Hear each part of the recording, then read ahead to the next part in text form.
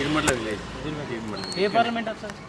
ఇక్కడ అయితే ఇంతకుముందు కంచుకోట టీడీపీ కంచుకోట ఇది ఎంపీ కానీ ఎమ్మెల్యే కానీ 3 సార్లు దేవేందర్ గౌడ్ గెలిచిండు ఎమ్మెల్యేగా, 3 సార్లు వివేకానంద్ గెలిచిండు. టీడీపీలో గెలిచి టీఆర్ఎస్లోకి వచ్చిండు వివేకానంద్. ఆయన మళ్ళీ 2 సార్లు గెలిచిండు. ఇది మాత్రం ఎంపీ మాత్రం కంచుకోట టీడీపీ ఉంది. ఇప్పుడు పార్లమెంట్ ఎన్నికలు రాబోతున్నాయి కదా, ఏ పార్టీ గెలిచే అవకాశం? ఇప్పుడు ఏ పార్టీ అంటే ఏ పార్టీ అని చెప్పలేము, కానీ ఇప్పుడు మేమైతే బీజేపీ ఇంతవరకు ఓటేయలేదు.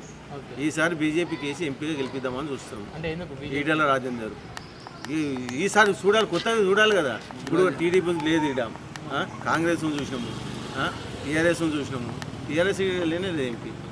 కాంగ్రెస్ ఎప్పుడు వాళ్ళు సర్వసత్యనారాయణ ఉండే అప్పుడు ఆయన వేసిన రోడ్లు ఇప్పటికి ఉన్నాయి ఇంకా కాంగ్రెస్లో. ఇక ఆయన వెళ్ళిపోయినాక ఇక మొత్తం టీడీపీ బాగానే చేసింది. తర్వాత ఇప్పటికైనా టీడీపీ ఉన్నది రేవంత్ రెడ్డి.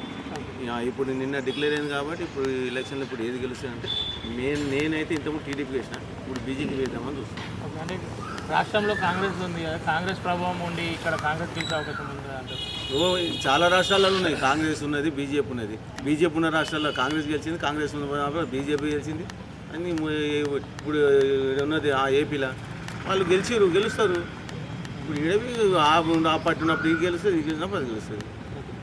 పూర్తిగా అంటే ఇప్పుడున్న తరుణంలో బీజేపీ గెలిచే అవకాశం ఉందా, లేదంటే కాంగ్రెస్ బలంగా పోటీ ఏదానికి ఏదైనా పోటీ?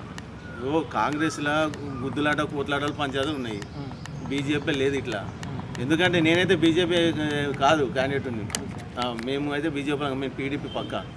ఏంటంటే ఈసారి మాకు లేదు, మా టీడీపీ లేదు కాబట్టి మేము ఏపీలో పొత్తు పెట్టుకుంది కాబట్టి ఇక్కడ మేము వేయాల్సి వస్తున్నది బీజేపీగా అంతే. ఓకే.